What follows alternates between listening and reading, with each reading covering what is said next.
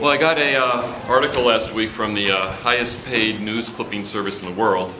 I don't pay him, someone else does, but I get some really good articles from him. And this is from the New York Times in August. So the son of evangelical royalty turns his back and tells the tale. And it's a story of Frankie Schaeffer, son of Francis Schaeffer, founder of L'Abri. And it's not a pretty picture. And it's not just him, they list other people who kind of became spiritual leaders, but whose kids didn't finish well. And then as Jill and I were reflecting on it, we kind of came up with a list of people they didn't mention in the article. Almost all the names of people you have, they have kids who don't walk with God. And kind of wonder why that happens. How do you prevent that from happening in your own life? Because if you have kids who don't walk with God, it causes lots and lots of pain. Frankie started out, even as a teen, it says here, Mr. Schaeffer grew up surrounded by heady talk. You know, all these great evangelicals, theologians, people would come to the mountain retreats and talk. And as he discusses in his memoir, he was tempted by the young women who passed through it. He got one of them pregnant when he was 17, and then eventually married her. And a little later on down in the article, it talks about how he says that when he became disillusioned, he faked it the whole way. He faked it because it was easy, it was lucrative, and rather poignant to say, he felt he had no other option. I had been homeschooled, Mr. Schaeffer told me. I had no education, I don't know how that works, no qualifications, and I was groomed to do this stuff. What was I going to do? If two lines are forming, and one has a $10,000 honorarium to go to the Christian Booksellers Convention and keynote, and the other line is to consider your doubts and get out with nothing else to do, what are you going to do?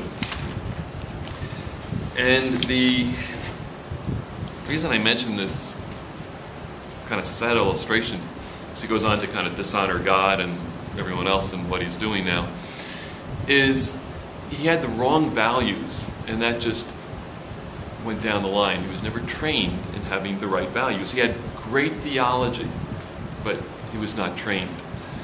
And in Daily Truth Base, I've been going through the book of Genesis, as a lot of you know. And one of the things that just jumps out and screams off the pages at me is the importance of training your kids, passing on not just knowledge to them, but a lifestyle of faith and trust in God. Failure to do that causes you to miss out on God's blessing and causes huge amounts of pain. That's one of the major lessons to the nation of Israel. It's coming out of Egypt. This was written for them. And as you know, it just gives like 1 or 2 chapters on creation, one chapter on the fall, a couple chapters on a 1,000-year period, and then we start with these 4 people. So I want to kind of just do a brief overview of Genesis. And the way I did this is I didn't build it like I normally do, where I took each section and summarized it and then went up higher and higher and higher. Because too much work. I took the easy route. Instead, I sat down and kind of thought about, okay, what are the things that really stand out? What are the things that get repeated? What are the things where there's a lot of ink? What are the things that God wants us to stop and think about? And I developed some of these themes, and I would summarize Genesis, not very eloquently, but it's about sovereignty, short circuits or shortcuts, and self-control. Those are themes that kind of keep coming off the pages in the lives of these people. As most of you know, Genesis talks about 4 events and 4 people: creation, fall, flood, Babel. Right? So if you've ever went to a walk through the Bible thing, they got these hand motions: creation, fall, flood, Babel. All right, you can either remember those. It gets you a little Bible aerobic reading. So next time you go, creation, fall, flood, Babel. All right. So the rest of the book, that just takes like 11, 12 chapters. The rest of the book, up to chapter 50, deals with 4 people. Abraham, Adam was a little bit in the beginning, but then Abraham, his major son Jacob, and then his major son Joseph. And they occupy most of the narrative. Isaac's in there as well. Can't leave Isaac out. But if you wanted to pick the top 4 people, you go from Abe, there's a little bit about Isaac, we're going to pick up on him in the middle. And then Jacob, who becomes the name Israel, gets 12 sons and 1 daughter, and then Joseph.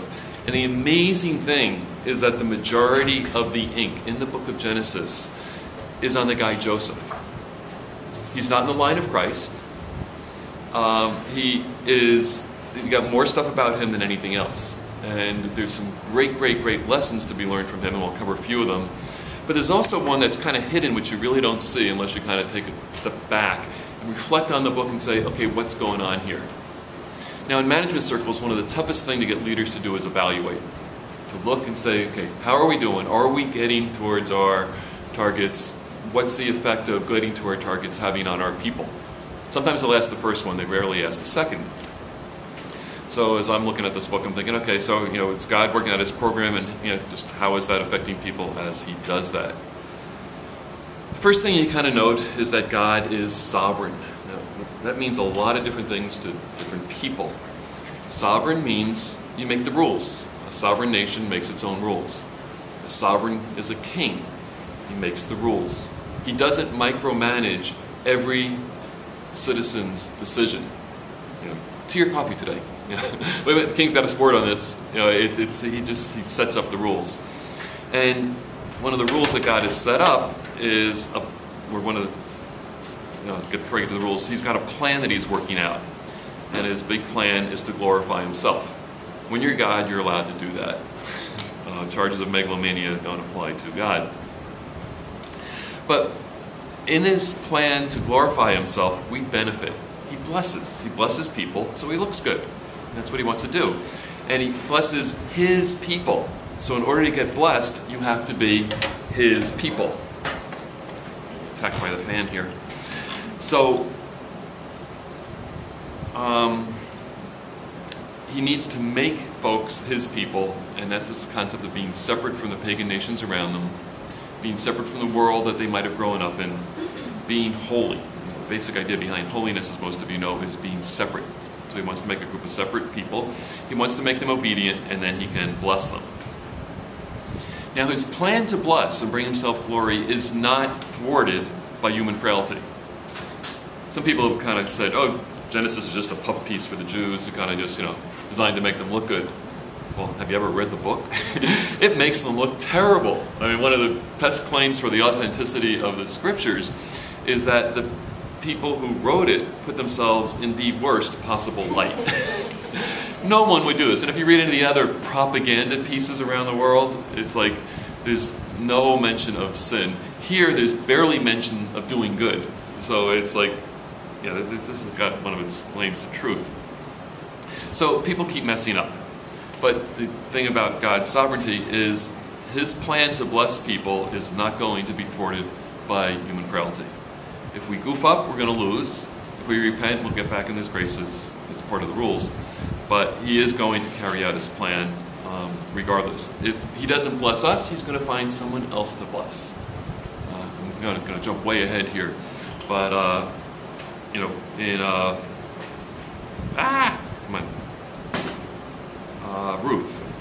Esther, the book of Esther. It's a great line. Basically says, if you don't kind of perform, God will find someone else to perform. But he's going to protect his people, carry out his plan. And one of the great things is we have the opportunity to be part of his plan. So people who fail are going to reap problems, they're going to forfeit blessings, but God will still carry out his plan. Under Roman numeral 1c, he sets the rules for blessing and cursing. He says, if you obey me, I'm going to bless you. And if you disobey me, I'm going to curse you. And as you can read the rest of it, the point I just made, he'll find someone else to bless if you're not going to follow along. We're going to see that a little later down below. So some of the rules that he said is, Adam, don't eat the fruit or you'll die. Right, that's the rule. Adam ate the fruit, he died. We kind of talked about that once before. Cain, if you do what's well and master sin, you'll be accepted. If you don't, you won't be accepted and sin's going to master you. That's the way it works. Noah, build an ark, it's going to rain, and you'll get saved.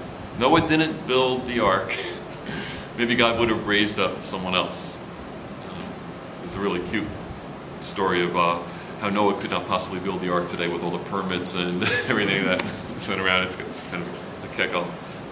haven't read it, send me an email and I'll send it to you. So, who else is left on this list?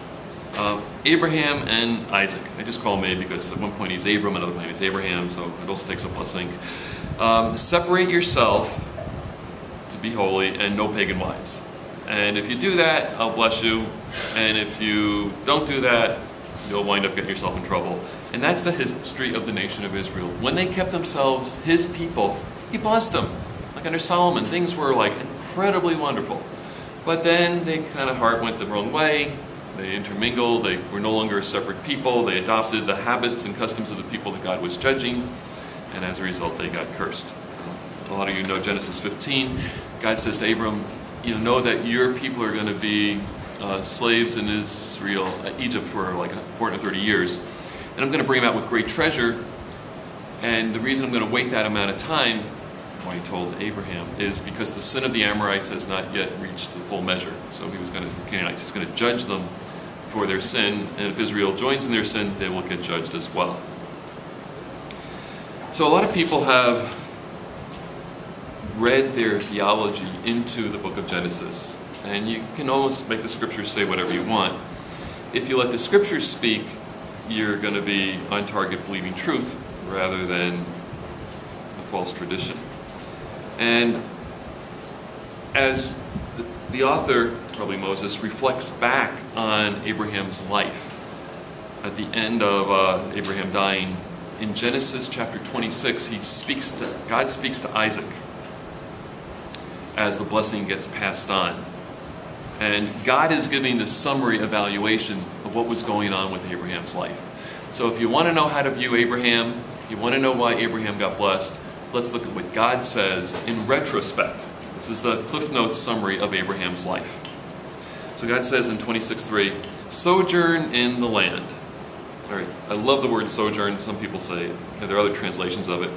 But sojourn, my favorite paraphrase, that would be camp. You're just passing through. And you'll see why that's significant down the road. But you are just, traveling through the land. And God says, if you do that, I will be with you. God promises his presence. And the presence of God in these people's lives is intermittent for various reasons. We're not always told why. Remember when Abraham begot Ishmael? God didn't speak to him for a decade or so. It's kind of one of the things that happens. But I'll be with you and I will bless you. And then he's going to elaborate on the blessing as he had throughout the book.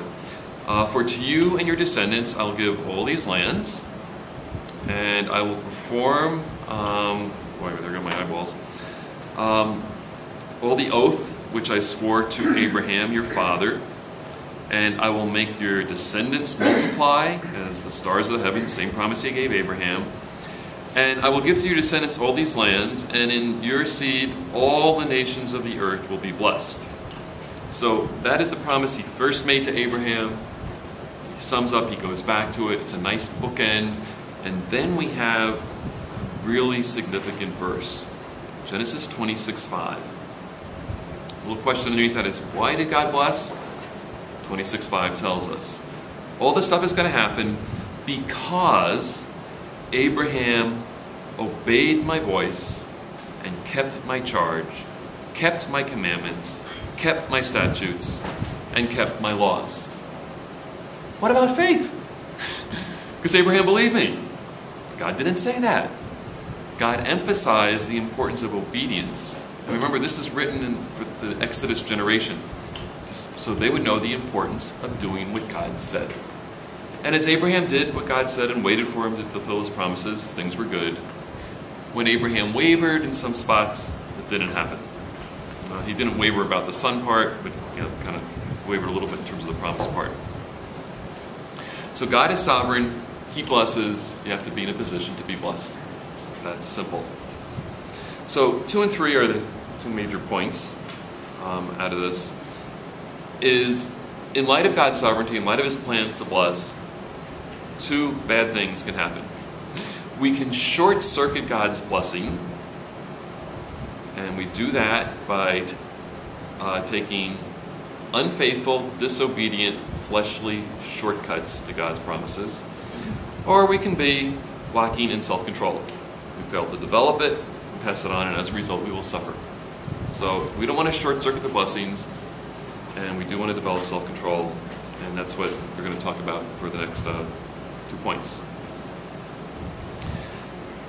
Roman numeral 2a, wait on God to give you what's best when it's best, or you won't get what's best.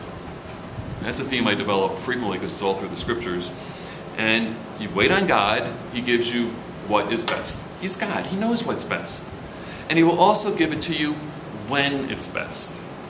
You know, Jill and I went to a number of estate planning seminars over the years as we start getting old and ancient and crotchety. And one of the things that they keep saying is almost all the inheritances get spent in a year.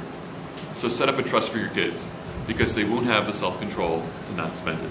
And that's statistically valid. It's like, and as opposed to waiting, people give the kids the inheritance too early, the kids spend it, and they lose it, and then they're unhappy.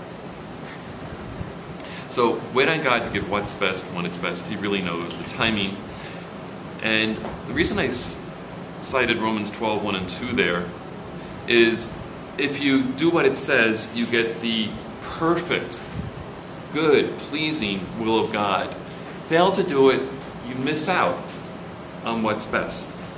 So I'm a big believer in best. You know, it's like, why take second best when you get best? Best tastes better. You know, best is more pleasing. Best doesn't give you hangovers. You know, it's like best is really the best possible way. But not getting best means you're getting something that's worse. And sometimes that is really bad for us. But people have problem waiting. You ever see a toddler wait for a treat?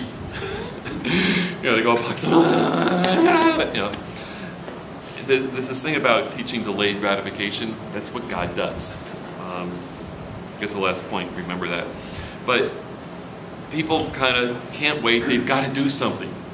So I was thinking about, all right, how do I help people who just can't wait? And Roman numeral 2b says, if you have to do something, obey. All right? What do I do while I'm waiting? What do I do while I'm waiting? Well, how about obeying? You know, find out what God said and do it. That would be wonderful. And that way you ensure the blessing and you get, you know, with whipped cream and cherries on top. I left out Genesis 22. When Abraham obeys God and offers Isaac. Remember the son of blessing? You know, that's a classic. God responds with double blessing. He said, in blessing I will bless you. So obedience is a really good way to get blessed. Every week I get an email when I'm teaching from either Kat or Elaine asking me what I'm going to teach on, and because they arrange the songs and they try to figure out the songs. And I kind of tell them what the themes are, some of the major emphases that I'm going on. They asked me earlier before I put my sermon together. And one of the things that they frequently come back with is Trust and Obey. Now, Trust and Obey is a great song. It's got probably the most accurate theology of any song. The trouble is, I hate the tune. You know, I liked it 40 years ago when I first sung it, but nowadays it's like, you know, I wish somebody would update it. But as we were singing it today, I'm realizing, yeah, that's really what it is. It's trust and obey. There's no other way to be happy in Jesus but to trust and obey. And to put it in more modern parlance, what do you not understand about no other way? What do you not understand about trust and obey? You trust that God's going to provide what's best when it's best, and you obey Him and do what He told you to do. It's that simple. You know, I have another simple thing to share later, but I'll wait. So, if you have to do something, obey. And Jill and I kind of discussed the stuff I'm doing on Truth Base, and she said, yeah, I just opened my Bible this morning at 1 Samuel 15, and it's, you know, you should probably use that in your blog. And I said, no, I really don't want to jump ahead of my blog so much, but my sermons I can do it. 1 Samuel 15:22 is when Saul gets dispossessed from being king. God blessed him, put him at the head of the nation Israel, the first king. You know, he was a tall, good-looking, mighty warrior, and, you know, everything going for him, and he had a lot of success under his belt. And then he didn't wait. He captured someone. The word from the prophet was, wait until I get there. Saul transgressed. He went and offer the sacrifice, he didn't wait like God said. And you think, well, what's so bad about that? I mean, it's like he's offering God a sacrifice. What's wrong? He didn't obey. And the passage says, to obey is better than sacrifice. You think about, as a parent, it's never happened in our family, but for real. When the kid comes to you and said, well, I disobeyed, but here, I saved my allowance and I got you this little present. Gee, which would I rather have? The little present, like I need another present, or obedience? It's like by the way, I love all the presents you guys gave me. I was using your pot holders thinking, they should make me some more pot holders because it's been a while. All right. Those little ones with all right, they're cool. But they never gave me that at the expense of obedience. And that's why God blesses us and them. So then he goes on to say, because you rejected the word of God, God rejects you. Whoa, what's going on there? Here we have the first king, picked by God, anointed, and chosen, privileged. But then they didn't obey. And what does God say? Deal off. No more blessing. And from that point on, Saul never saw Samuel again. And it's a real indication of his closeness and his relationship with God. So if you have to do something, obey. Some examples from Genesis of how people short-circuited God's blessings are listed in Roman numeral 2c. You all know Eve. She wanted security, significance, power, pleasure, possession. She took the shortcut, Satan's way. Just bite the fruit and you get it all. I think he lied. And as a result, we're in the mess we're in. Cain. He was told, if you want to be accepted, do what's right. He took the shortcut to dealing with his issues, and he killed his brother. That didn't work. Lot's daughters. You might remember the story where after the destruction of Sodom and Gomorrah, rather than waiting for God to provide, they kind of took events into their own hands and got their father drunk, and wound up fathering two nations, the Moabites and the Amorites. And if you just kind of put them into your Bible software program and see where these guys show up, snares and enemies of Israel for the rest of their days. Another little sidebar, which I didn't include in here, is one of the things I noticed as I'm going through Genesis, is God is building up all these nations through Ishmael's descendants and through Lot's daughters that become Israel's enemies. Like, how could God be doing that? Why is he prospering Israel's enemies? And if you kind of read the blog, you kind of know the answer to that one, or you can ask me at the end. I'll tell you. No. It's because God wasn't going to have Israel subdue their enemies by their strength. He was going to do it by his strength. So it doesn't matter how many enemies you have. It doesn't matter how big the opposition is. It doesn't matter if he's Goliath. God knows how to deal with it. Back to Goliath a little later. What else do we have in here? In our hall of shame. The Moabites and the Ammonites. In Judges 10:6 tells you about that they did Israel in. Sarah. All right, Sarah couldn't wait for the descendant, so she comes up with a plan to give Abraham Hagar, and we get Ishmael. And you kind of trace the line. That's the Arab world.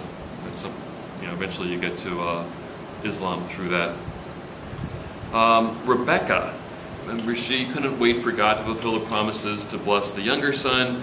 She deceives her husband and loses her son Jacob, as well as causing huge amounts of family grief. Jacob went along with the plot, and he encountered trouble with Laban, his deceptive father-in-law. And if you read the blog, you also know that when Jacob is facing Esau returning, he is having a full-scale panic attack. No amount of lithium in the world was going to save him in this. He is really freaking out. But the thing that's amazing is you look at it, you think, wait a minute, this guy had just had a vision of angels going up and down to heaven. God appeared to him multiple times. He spent a whole day before this rolling around with God in the dirt, wrestling with God stuff. How could he not be trusting God? So why was he afraid of Esau? David facing Goliath said, no sweat. And Esau was a whole lot smaller, maybe a little hairier, but why is he freaking out? And then I started going back and looking again at the character of Jacob. And the guy was really accomplished. He was a hard worker. He really was a self-made man. And he probably didn't depend that much on God on a daily basis.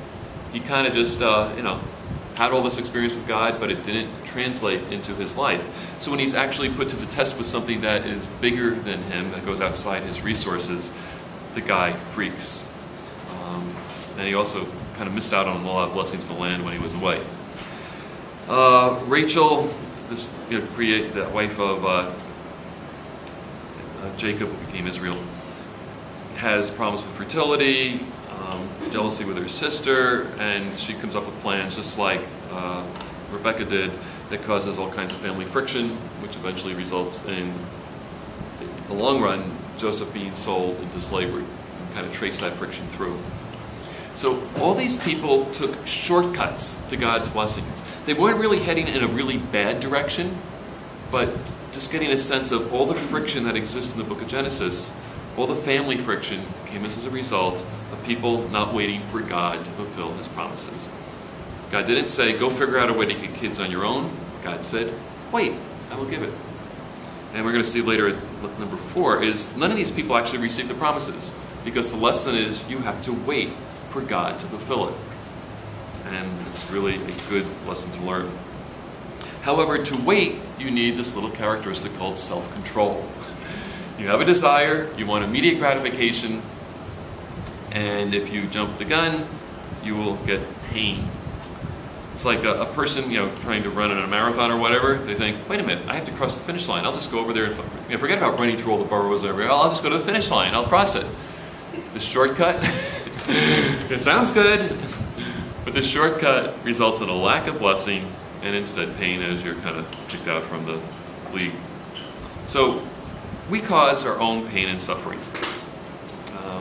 And it's important that we eventually come to recognize that. Our first indication or inclination is to blame God. And God's not the one that's at fault. We are. But God didn't meet my timetable. Well, don't you think God knows a little bit better what the perfect timing is?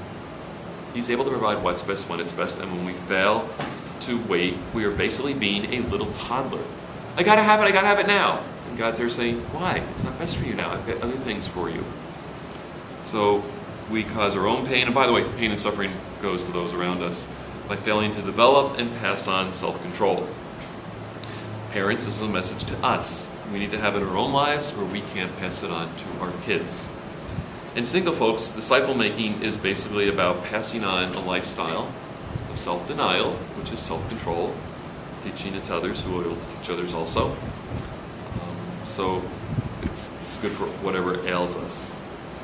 So there are a couple ways of developing self-control. There are a couple outlines on truthbase.net that will give you much more than I'll be able to say here. A lot of people think self-control is willpower. And if you have willpower, it's good. If you just say, I'm going to do this, and you do it, that's good. It's wonderful. Keeps you out of trouble. But I've known a number of people that have lots of willpower, but very little self-control.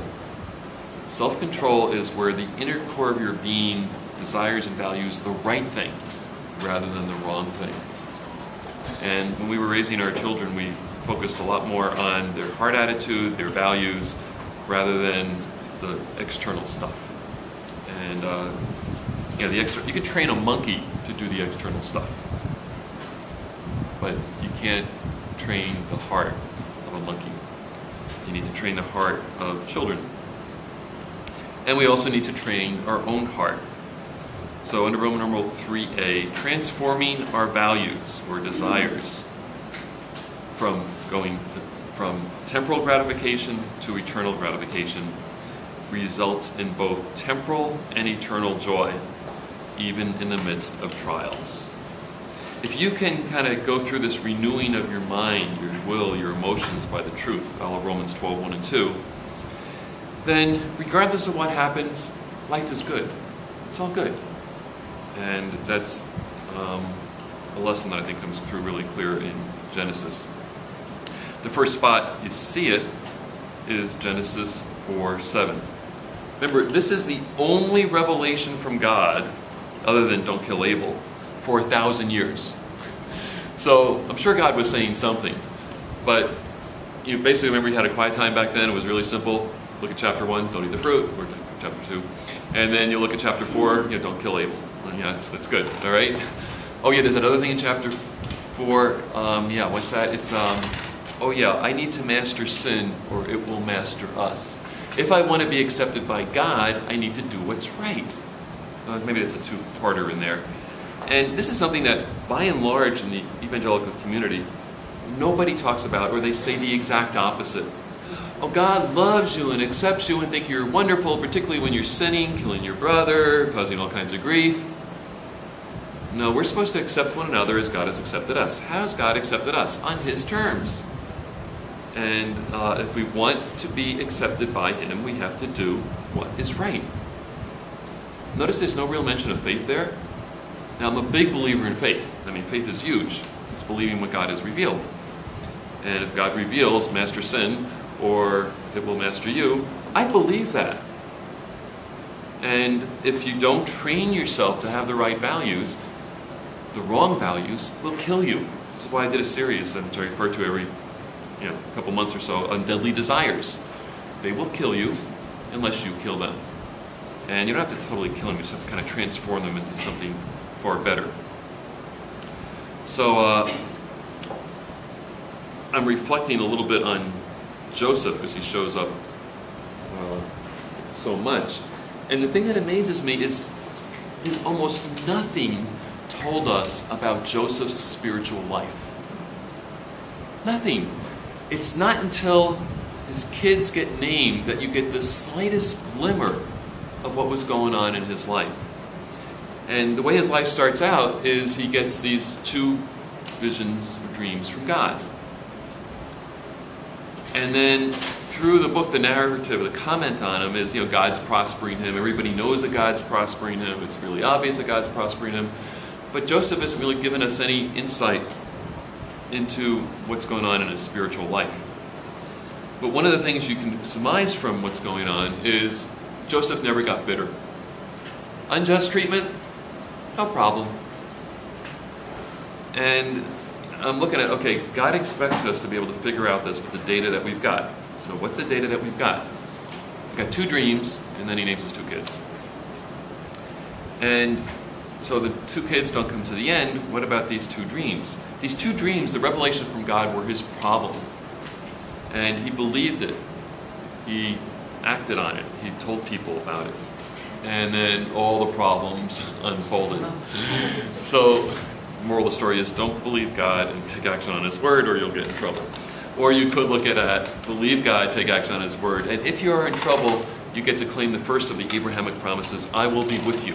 Because we are told by the narrator, which is point Moses, that God was with him. God was with Joseph. God prospered him. It's all about God being with him, and he was able to say, this is what God had promised. I will wait for God to bring that about. And in the meantime, I got better stuff to do with my time. And we'll look at that in the next Roman numeral. Right now, let's take a look at some of the guys who failed to develop self-control and pass it on, and some of the pain that they encountered.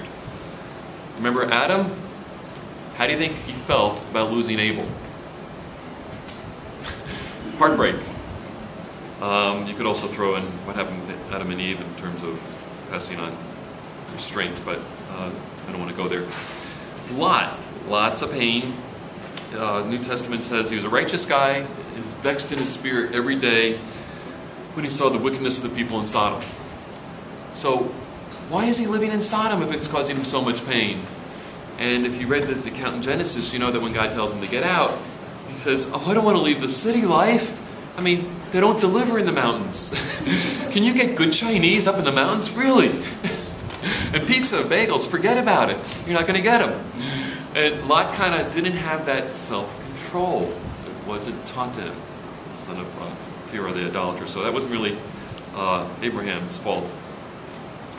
Because Lot could have actually been older. But you can just say he reaped pain and problems because he liked his pleasure a little too much. Lot's wife, you don't know what happened to her. Because she looked back at the city, oh, we got reservations tonight. And then we got Isaac.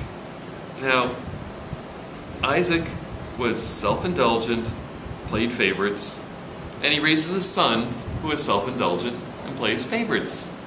Not our current Isaac, we're talking about.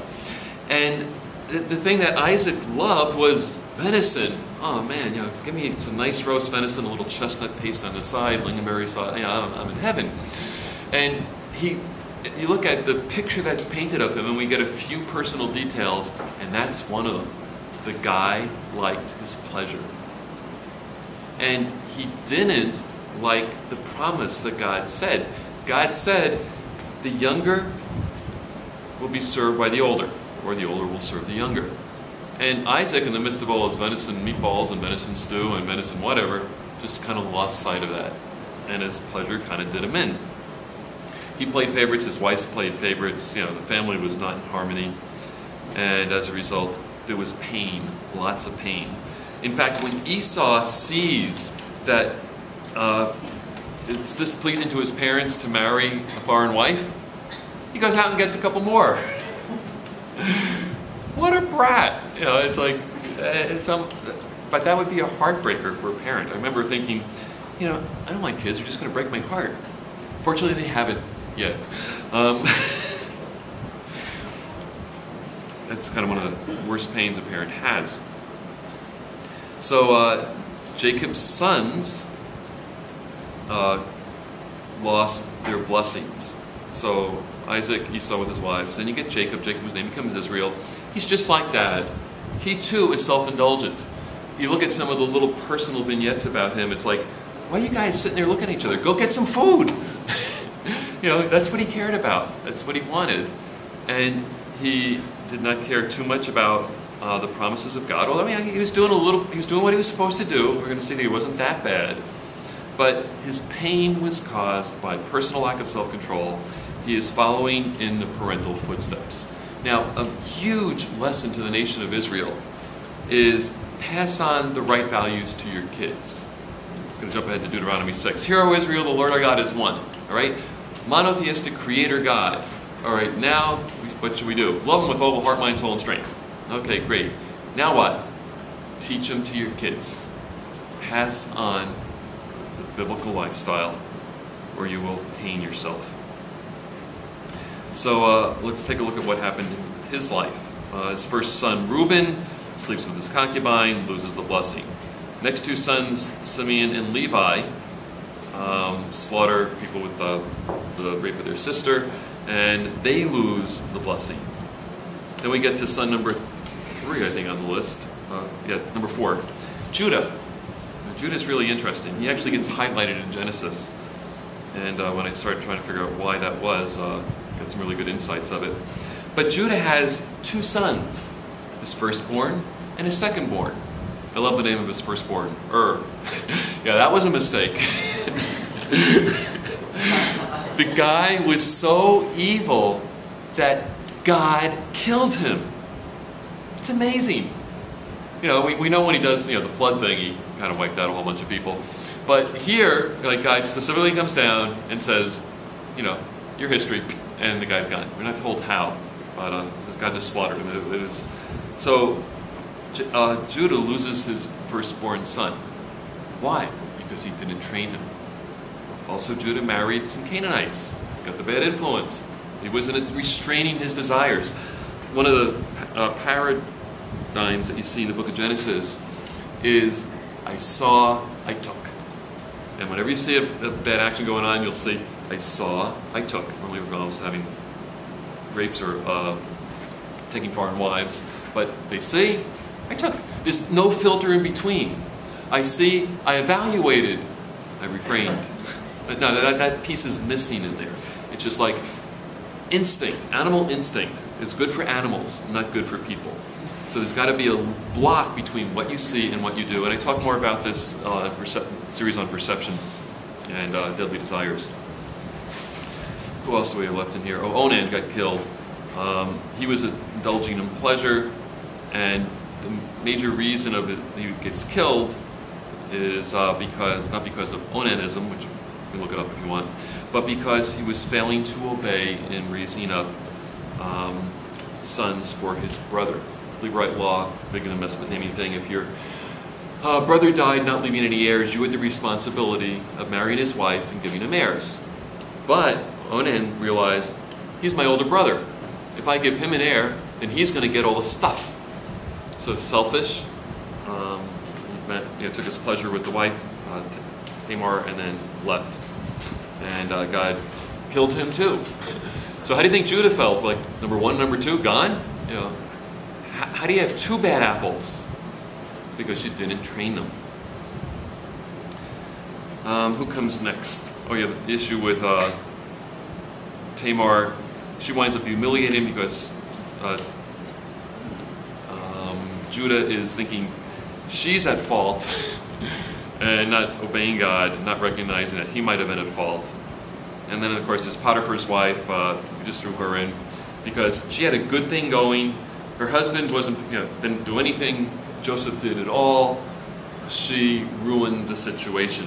So when Joseph is gone, now what's going to happen? Think about that. Her temporary pleasure now made the rest of her life. Where are you going to find another Joseph? Her husband hasn't been doing anything for years. For 10 years, Joseph has been running the whole household. Now all of a sudden, it's falling apart. And her pain was caused by her lack of self-control. I wanted to just clue you into the blessings of those who have been doing truth-based, not at this chapter yet. It comes middle next week. But in 49, Israel is dying. He blesses all of his sons, except for the first three. Reuben, you're my firstborn. You're my might. You're the beginning of my strength. You're the excellency of dignity and the excellency of power.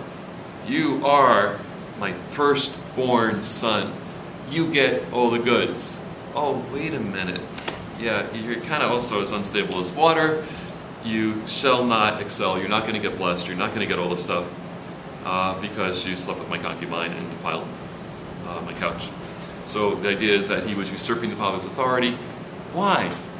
Because he couldn't control his emotions. He couldn't control his desires. Why not? Because dad didn't teach him to. Why not? Because his dad didn't teach him to. It's like this progression here. And it's a real wake-up call to fathers when you read the book of Genesis. You guys need to step up to the plate and do your job. So then he gets, okay, can't bless number one. Let's go to number 2 and 3. Simeon and Levi, you guys are just evil. You're self-willed. You're even hamstringing an ox. It's like that's senseless cruelty. And you guys get cursed. So, and then you're going to get scattered and you're not going to get blessed. The next guy in line is Judah. And Judah does get blessed because Judah goes through a little bit of a transformation.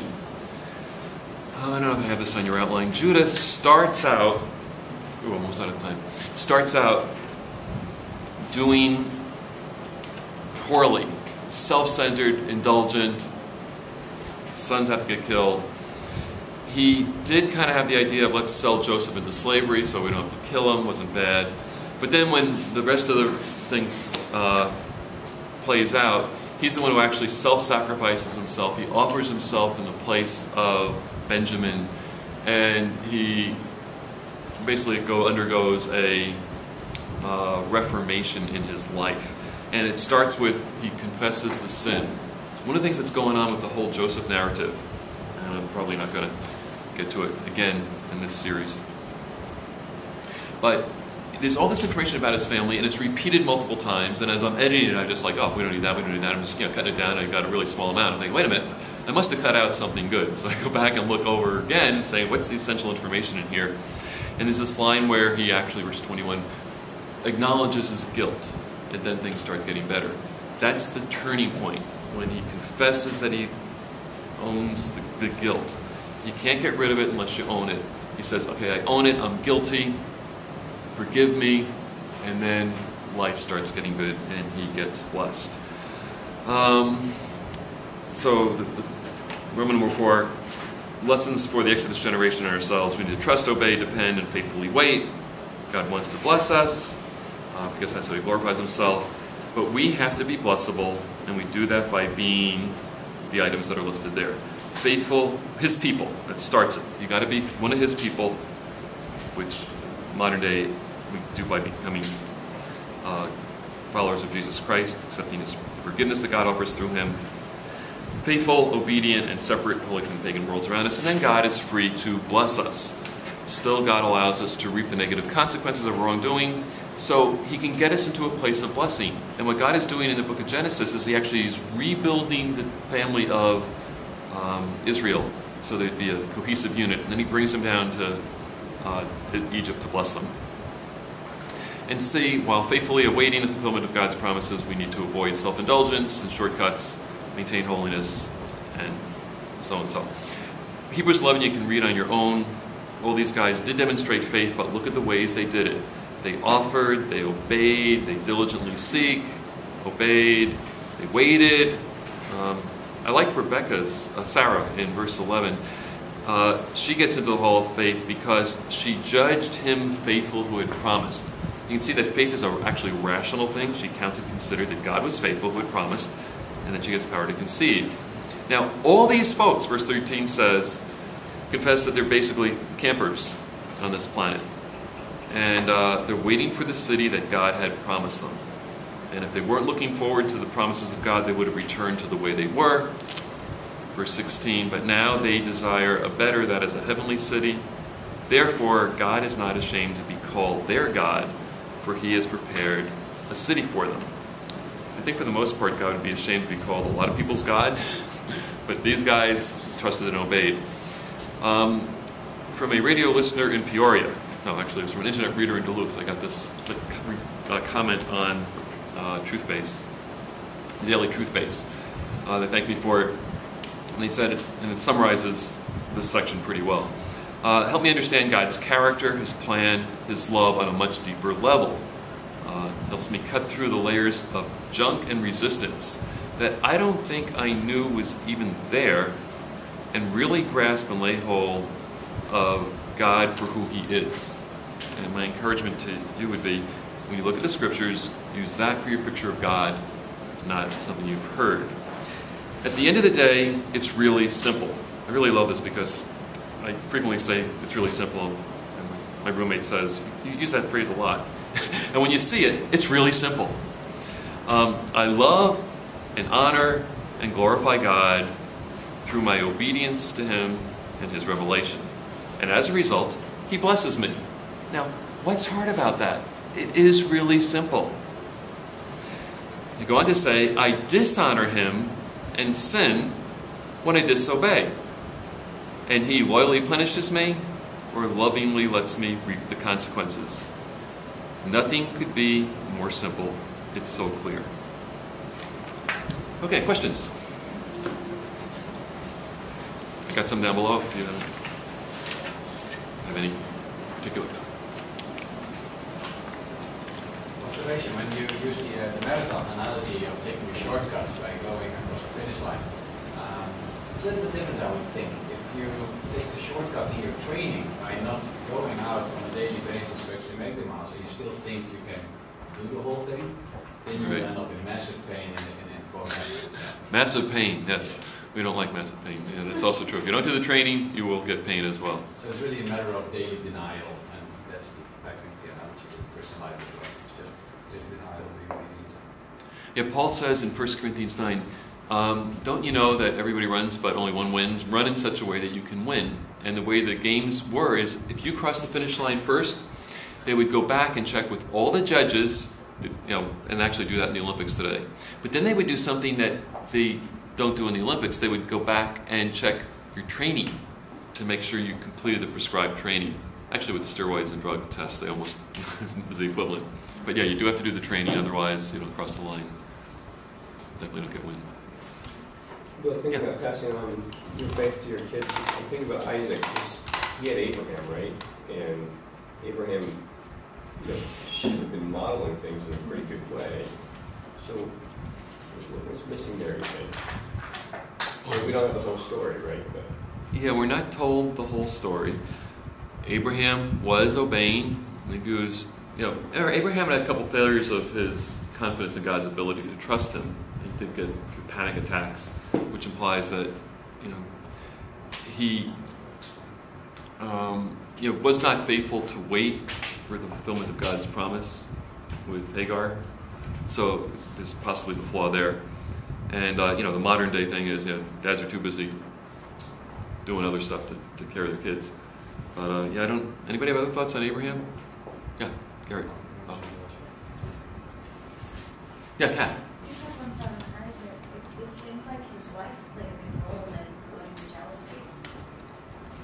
So there was something kind of wonky with her value system and trying to promote one son above the other.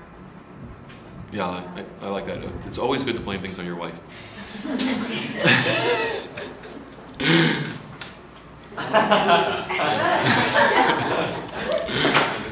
One observation about Abraham, he was really good in obeying the direct commandments that God gave him. But he sometimes missed the mark a little bit when he had to exercise his own judgment. When Sarah came to him and said, "Hey, just take Hagar," he kind of should have realized that no, this is not what God would want. And the same thing when they went to Egypt and he said, "Just present to my sister again." If he used good judgment, he would not have done that. It seems like a failure of spiritual leadership, actually. He failed to fulfill that role of a husband. And it's amazing because these guys talk to God. They got direct revelation. I think I say in my blog, one of the problems is they didn't have the book of Proverbs. They didn't have the good parenting principles to pass on. But for some reason, it's really, really tough. Had they personal self-control, then that would have been modeled a whole lot more. Apparently, that wasn't it. In one sense, in fairness to these guys, it's a new thing, this thing about God separating a group of people that he's going to bless. And they didn't have a whole lot of others, well, we don't know what they had. But they didn't have a lot of history of seeing that happen. We have no excuse. It's like clear, this is what's going to happen. The failures that result are promised just as much as the blessings. So that's what you'll encounter. I have a question thought maybe on Jacob's panic attack with Esau. Mm-hmm. What is another thing going on is that he's never really dealt with that guilt of deceiving Esau. So even though he does have a little bit of a track record with God, or maybe not that much of a track record, because you're saying he's kind of a self-made man, but maybe he's got he sees reality out of whack in light of God's filter because he's got this unresolved guilt with his brother. Yeah, the unresolved guilt over deceiving his brother is it's got to put a damper on his relationship with God, because sin causes a separation between us and God, even though God is in that process intervening in his life. It was, maybe he had two things going for him. God had promised that that's the way it was going to be, and then he actually bought the birthright. So twice he had it. Then mom says, "Oh no, it's not going to go the right way." She steps in, and he goes along with it. He actually was very fearful about going along with it, but he didn't have enough of a personal track record to say, no, God will cause it to happen. And the rest is a lot of pain for a lot of years. Okay, last call. I have a question Sure. about Genesis chapter 26, when it says, "I will give to your descendants all these lands, and in your seed all nations of the earth shall be blessed." So it kind of alludes to, if Abraham obeys me, then your descendants will be blessed as well. But then I remember reading in Ezekiel where even if your father is a good man and you're a bad man, you are sinning, you will have to deal with that. So how does that work together? And then even down where it says we cause our own pain and suffering, how does that work together? Okay, the distinction is between the promise and the pain.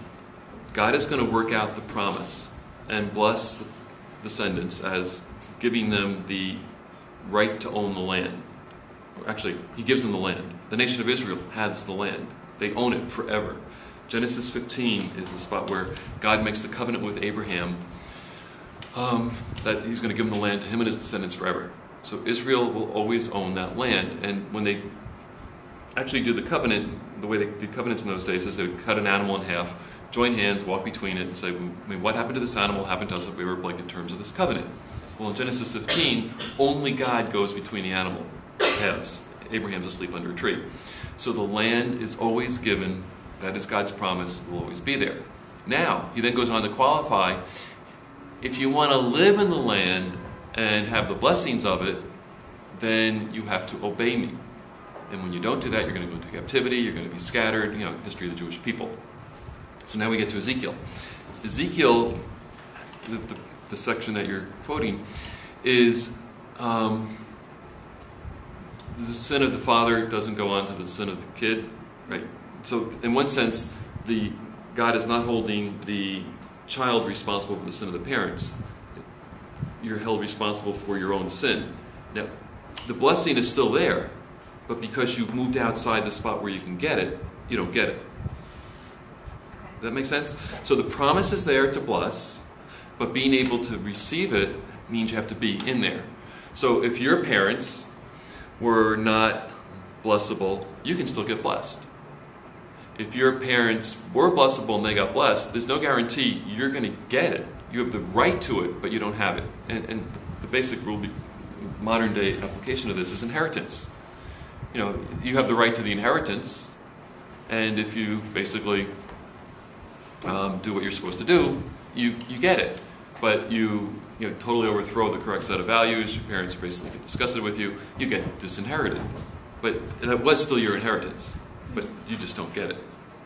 So that's kind of how that works. You have to distinguish between the general promise that God has a plan for and the personal enjoyment of it. And what you see as you go through the scriptures is Israel rarely actually got all the blessings that God had planned for them.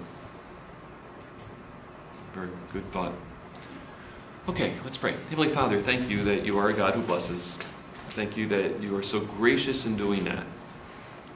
That you would choose to pour out your riches abundantly on a group of mere creatures. Thank you that we have examples before us of what we need to do to get those blessings. Thank you that your Spirit is at work in our life, causing us to will and to do your good pleasure. I pray it open our eyes to do the things that you want us to do. Give us grace to wait for the fulfillment of your perfect plan, because we know that what you give is always best. I pray you bless our fellowship this afternoon. Thank you in Christ's name. Amen.